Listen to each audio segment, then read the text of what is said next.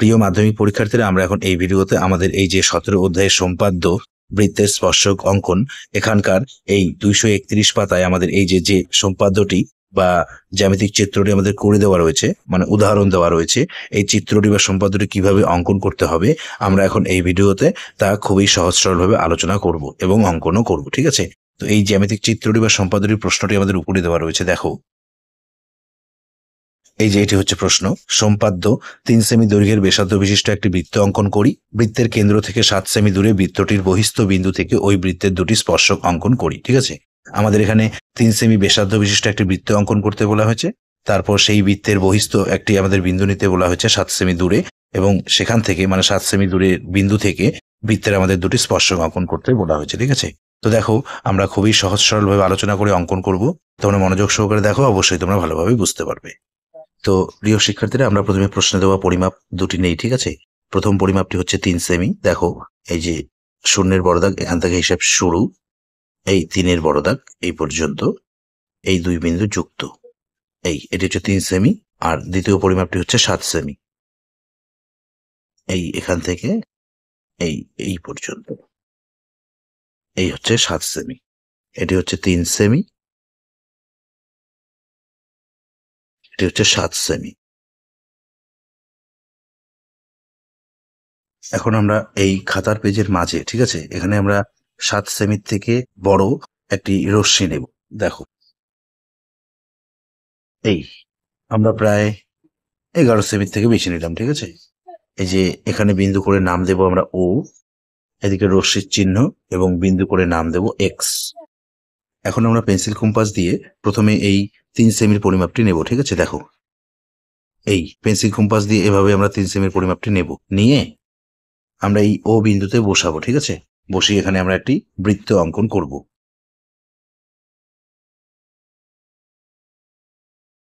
এই 3 সেমি ব্যাসার্ধ বিশিষ্ট আমরা বৃত্তটি অঙ্কন করলাম। ঠিক আছে, এখন আমরা পেন্সিল কম্পাস দিয়ে 7 সেমির পরিমাপটি নেব। দেখো, এই এভাবে আমরা পেন্সিল কম্পাস দিয়ে 7 সেমির পরিমাপটি নেব, নিয়ে এই ও বিন্দুতে বসাবো। বসিয়ে আমরা এই এক্স রশ্মির দিকে কেটে নেব। এই এই বিন্দুর নাম দেব, এই যে এখানে বিন্দু উৎপন্ন হয়েছে, এই বিন্দুর নাম দেব আমরা এ। এখন আমরা এই ও আর এ সরল রেখাংশটিকে এখানে সমদ্বিখণ্ডিত করব। ঠিক আছে, তো সমদ্বিখণ্ডিত করার জন্য আমরা পেন্সিল কম্পাসটি হাতে নেব, নিয়ে এই ও আর এ সরল রেখাংশের দৈর্ঘ্যের অর্ধেকের বেশি নেব। ঠিক আছে, আইডিয়া করে অর্ধেক এখানে তার থেকে বেশি নেব, নিয়ে আমরা এই বিন্দুতে কাঁটাটি বসিয়ে রাখবো। এই উপরে বৃত্তচাপ কেটে নেব এবং নিচে বৃত্তচাপ কেটে নেব। এই পরিমাপটি আমরা এই ও বিন্দুতে বসাবো, বসিয়ে এই উপরে যে বৃত্তচাপ কাটলাম সেখানে আরেকটি বৃত্তচাপ এবং নিচেও আরেকটি বৃত্তচাপ। ঠিক আছে, এই যে এখানে দুটি বৃত্তচাপ পরস্পর ছেদ করেছে, এখানে বিন্দু পেলাম, নিচেও বিন্দু পেলাম। এখন আমরা এই দুই বিন্দু যুক্ত করে দেব। ঠিক আছে, দেখো, এই এই ও এ সরল রেখাংশের সমদ্বিখণ্ড হচ্ছে এটি। ঠিক আছে, তো এই সমদ্বিখণ্ডকটি এই ও এ সরল রেখাংশকে এই যে এখানে ছেদ করেছে, এখানে আমরা বিন্দু পেয়েছি, এখানে আমরা নাম দেব ওয়াই।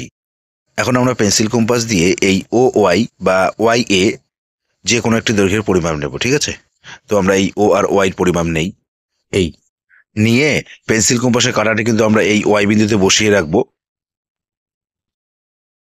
আমরা এখানে আর একটি বৃত্ত অঙ্কন করব।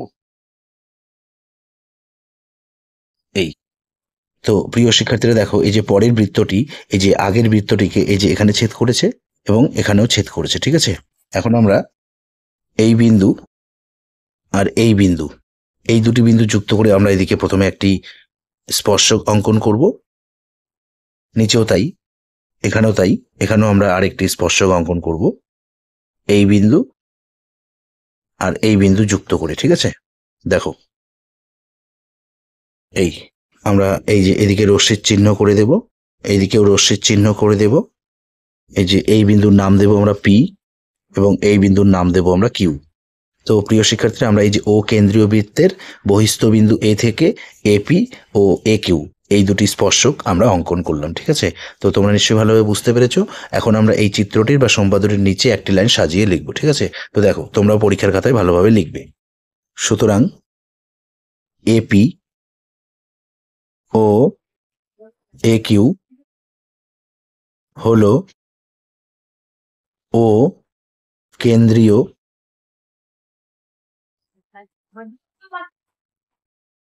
বৃত্তের বহিস্থ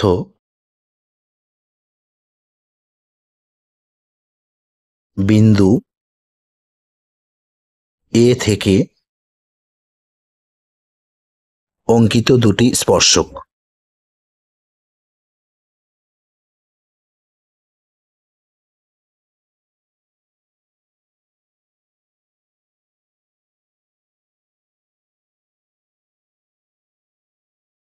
তো প্রিয় শিক্ষার্থীরা, এই ভিডিওতে এ পর্যন্ত। ধন্যবাদ।